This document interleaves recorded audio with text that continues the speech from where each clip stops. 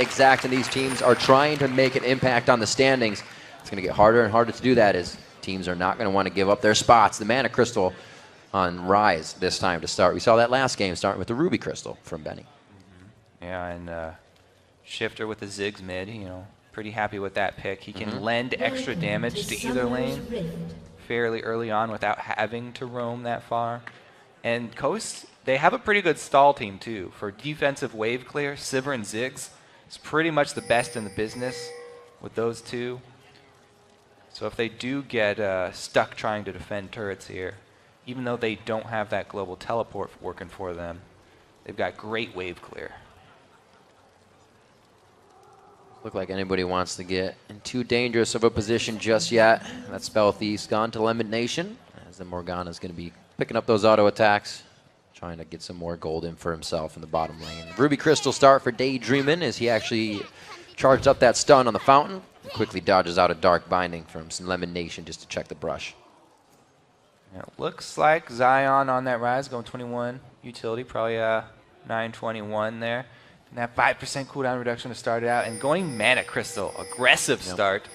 He has the potential to bully early because of the increased range on his Q and the power he will get from that Mana Crystal. But he will also need jungle support. Whoa! Oh my goodness, Lemon Nation! A suicide mission indeed. Weird. So they put their ward in and saw one member. Very, very dangerous face check right there from Lemon, and he definitely bites the bullet. It's going to cost Meteos' red buff as well. That looked like it was a bit of homework that Lemon Nation would constantly place that ward, feeling like he could walk out, but a prime stun from Daydreamin' says no way. Yeah, that was definitely a misstep here from Cloud9, already starting out on a sour note. We'll have to see. That kill, it does go over to Annie. We got an assist onto Wiz Fusion and Nintendude, so not huge. We'll see if they continue to pressure it and who gets the lane first. Looks like we are going to get a lane swap actually coming in as well. I always like lane swaps against Renekton, who starts with the Doran's Blade, because starting Doran's Blade is so difficult to deal with any sort of 2v1 action. And the lane swap up there might have been due to also just everyone being up at the top after that first kill and then red steal, but it looks like they have not decided to send Zion down yet. Just trying to get that jungle experience first. Very interesting in the top lane. They're just roaming this around right now, just completely buddy system. Yeah, look at this, though. He's not even going to go bottom ever. No. He's going to come up top and get some even more experience up here. So they're definitely giving up that bottom turret. And they won't find a kill in return, but it looks like Balls is actually jungling. He knows. So a little bit extra experience here for Cloud9, whereas Zion's just waiting in bushes. That's exactly what Balls had to do. If he didn't leave that lane, he would start to fall very behind. I don't know how far behind, because we really haven't seen what Zion Spartan's going to get out of this roaming around. Now back to something we have seen, everybody on the turrets very early. We'll see if it goes to the second tier, but already a very interesting game for Coast and Cloud9. Yeah, Meteos having traded back and got the other red buff, rotates down. He waited a little bit to see if Zion would come to lane, but as he shows up top, knows it won't happen. Whoa, Balls the barrier goes down. They're going hard for Shifter, and they take him out. Balls goes down as well in the 1-for-1 there. Turrets falling on each side of the map to do. All right, so Zion helps out with tower push, and Balls goes for a gank. He's a jungler. He kills a couple camps and then goes and ganks mid for High. That's great start there for High. Getting the Kassadin going early is nice, but they leave off the second turret in favor of the very early dragon. I like this for Coast if they're able to finish off the secondary turret here. Oh, the minion wave is quite close. They're only against the level 2, but they're not going to have enough minions to get that down. Meteos very, very low. He is going to sustain that burn, and they're going to be able to go back on this one. A 4.5-minute dragon coming in. Very big from Cloud9. They did lose that first blood, but they sure made up for that gold. Now 400 ahead. Yeah, so Cloud9, they did stop their push down bottom, but they didn't leave a giant minion wave there. So Rise will not be able to freeze that minion wave deep in Coast territory. They had a cannon minion pushing for Coast, so they knew that this wave was going to push back in their favor, and it would actually make it a very dangerous situation for Rise to go to, since he has no dashes and he has no wards this early in the game. Vision comparably just costs so much of your current gold that they haven't been able to get too much of it, and nobody's been able to put any deep ones down yet. Well, with knowing the wards went down on that first minute, they were running all over the place. See if they do it again. I don't know if things are slowing down just yet. No way to really tell between these two teams here in our third game of the day. The 500 gold lead seems to have slowed Coast down, and Cloud9 is happy with holding that after Dragon. They don't want to go any further than this just yet. Yeah, that was just, I have to say, great control of the minion waves by Cloud9. Stopping their push short bottom. Yep. Thought that they were just leaving out some extra gold that they could get with their turret, but they really played that well, and Zion has been the one to pay for it. Like as we said, he doesn't have deep vision. He's got that one ward by his little bush in the river, and Meteos is going to walk right over to it. Boom. There you go. Is that the light bulb above Zion's head? Yeah. Oh, I like that. Alerted. Here we go. 8.8 to 7.9. They are really stretching that lead fast. There's a spear to the face. Meteos goes back, says, I have claws, you have spears. We'll trade back and forth and then walk away. Yeah, so Kha'Zix can actually kill Pantheon in the 1v1 if they're isolated like that. The only reason Nintendo going for that is because he had backup. But Meteos backs off, so nobody going to be the worst for that one. Pretty even trade. How are these guys doing in the mid lane? Well, Meteos looking looking towards Shifter. And Shifter had burned both summoner spells in the balls gank, so you know, could be a problem for him as high as level 6, and he could jump for the flash. Meteos just on the outside, those minions, so caster minions giving him the vision he needs to stay safe. He might have actually gone down in that trade, but Shifter probably would have died as well. All right, so just one turret down for each team. They stopped Level 5 to 3. the shoves Ouch. here. Balls, yeah, ooh. Dangerous, though. Nintendo's waiting there. He just wants him to go for the dive. They could easily lock balls up under that Whoa! Elimination, thinking he's Goliath in that fight, and he was not in the 2v1. He takes a good bit of damage. Looks like he gets the ward he wants, though. So far, 2 wards have put him in pretty scary spots. And the duo lane for Coast, too worried. Even though they have double pink wards guarding them, they return to the double golems to try and safely farm a little bit of gold, not get too extended. They haven't seen Kha'Zix in a while. See how Shifter plays this. He actually has stayed in lane, not too much roaming. More than often, when we're watching Link, we'll see him roam at level 5 to help his teams get a kill. But it's been just trying to keep high from getting his roam on. Yeah, now that we talk about roaming here, it's even more dangerous since the early turrets went down. Kassadin can teleport very deep, and he can chase you forever because he's got that Rift Walk.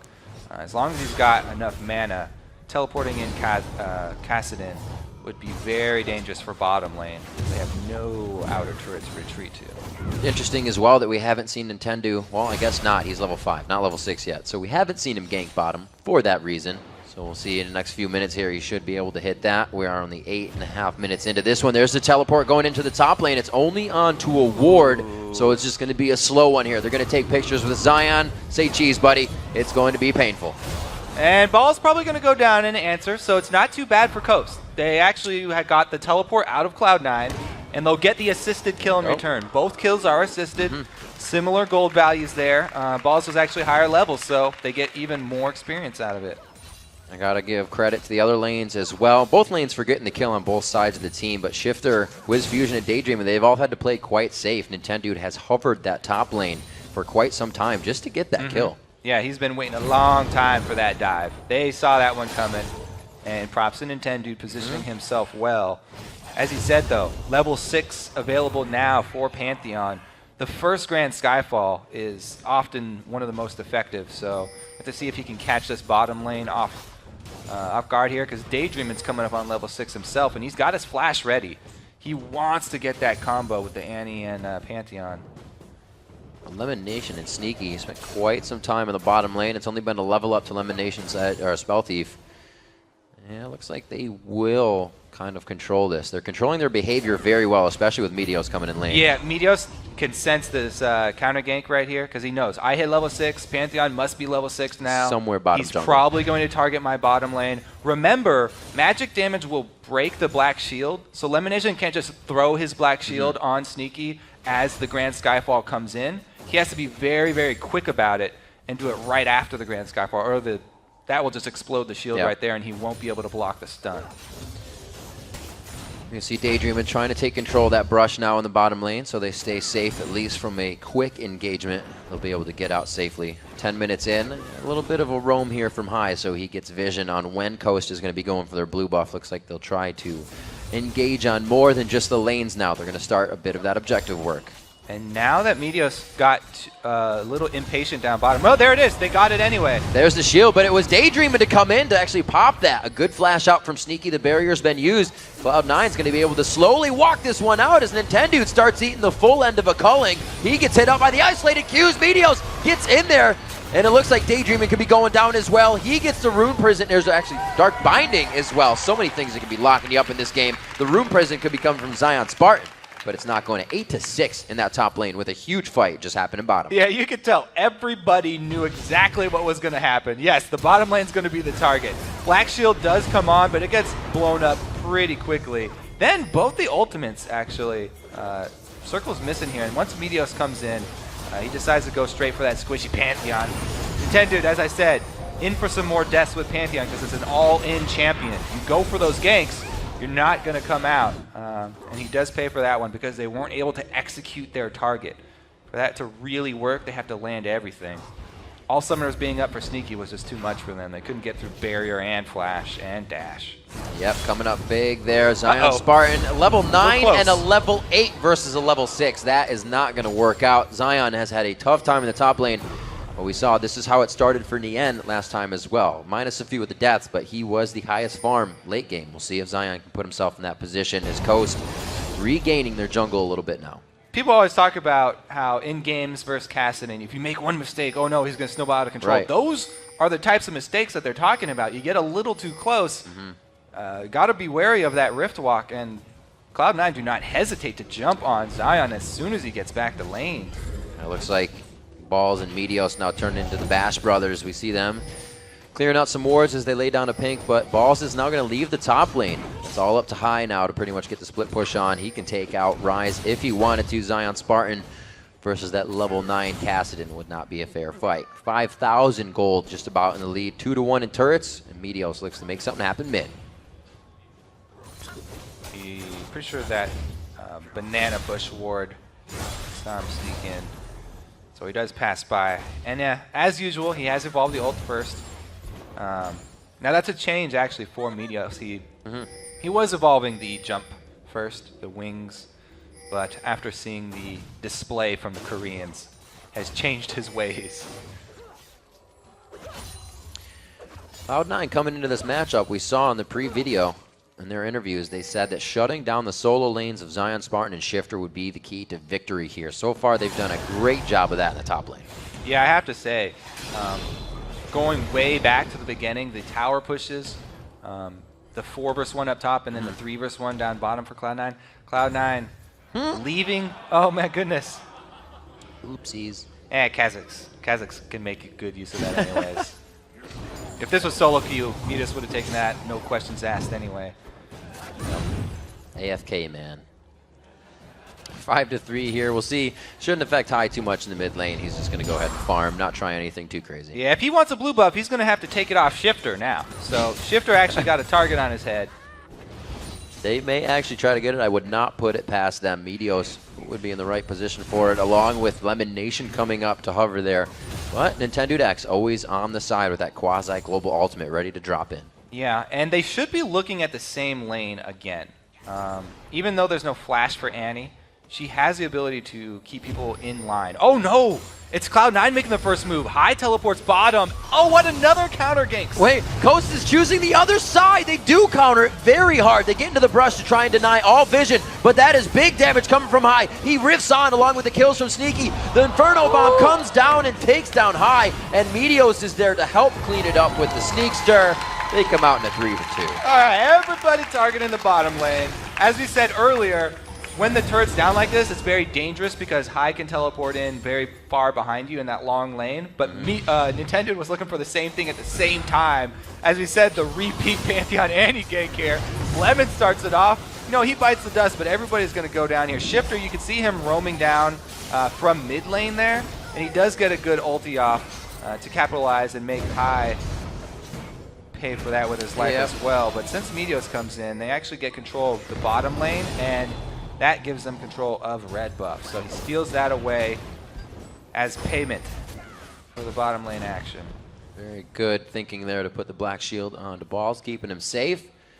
Looks like High and Shifter both get a little bit of their roam on as well. And then 10 Dude, we kind of see the synergy with Ziggs and Pantheon there. You can see the man drop coming in, and Ziggs doesn't have to leave. He can just offer up the Mega Inferno Bomb as well from long distance.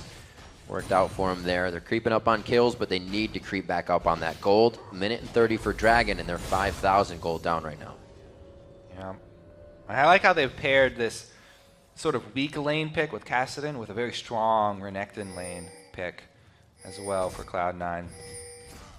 Zion, though, trying to freeze at this point is dangerous because Cloud9 have so much control of the jungle. They can come and assassinate him if he tries to stay down there by himself. And it's hard. You can't really pay a Rise that's level 8 with 81 CS respect when you're going into that lane. You can see High just rifting at him, not worried about anything that even comes up behind Zion. But Zion could definitely get to a point still where he becomes dangerous. However, it's going to take quite long, and Cloud9 is pretty much putting a stranglehold on that chance. And nobody on Coast is a tank. Like, nobody's going to be building defensive stats for a while here.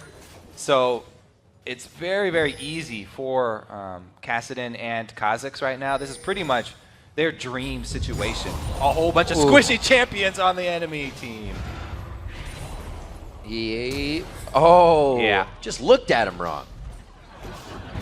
Made him flash away. Expecting that Rift Walk coming in. I didn't want to take any extra turret shots while he was waiting for the cooldown of Rift Walk. That's why he didn't just blindly chase right there. Waiting for that cooldown to come back up. And he gets the summoner out of Zion. So, yeah, so I talked about there's not really any tanks on Coast. Technically, Rise will be a tank later, but that's very late in the game. Early in the game, he builds all these mana items and these scaling items. He's extremely squishy, extremely easy to take advantage of.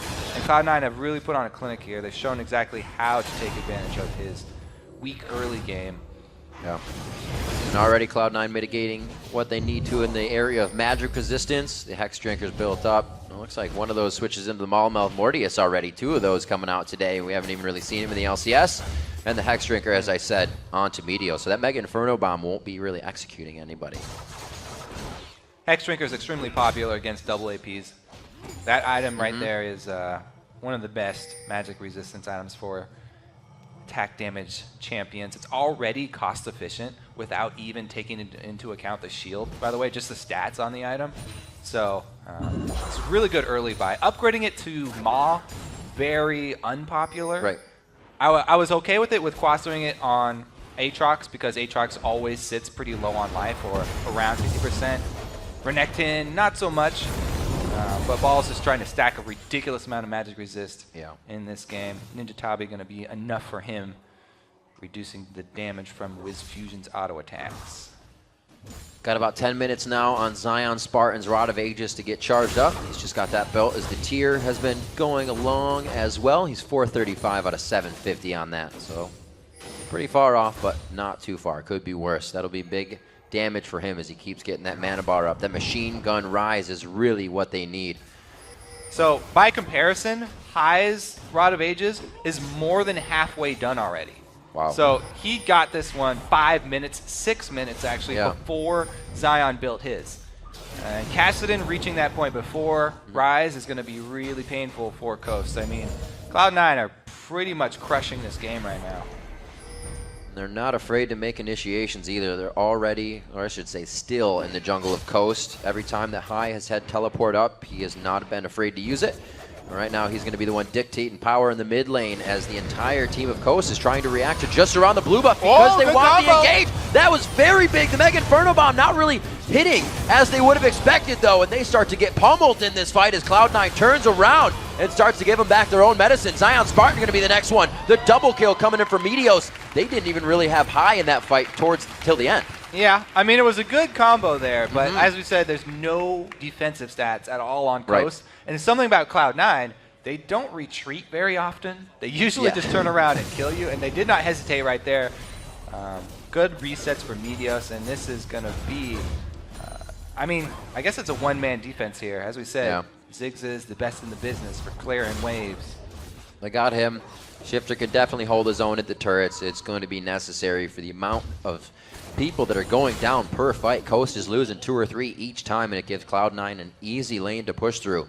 Grabbing turrets each time. Let's watch that engagement as well. There's a stun into Ziggs bomb, into Pantheon ult, but by the time Pantheon gets there, Daydreamin's already dead, just in the time for Grand Skyfall to come down, and nobody else has life, so Meteos hop number 1, kill. Hop number 2, kill. Slice and dice him.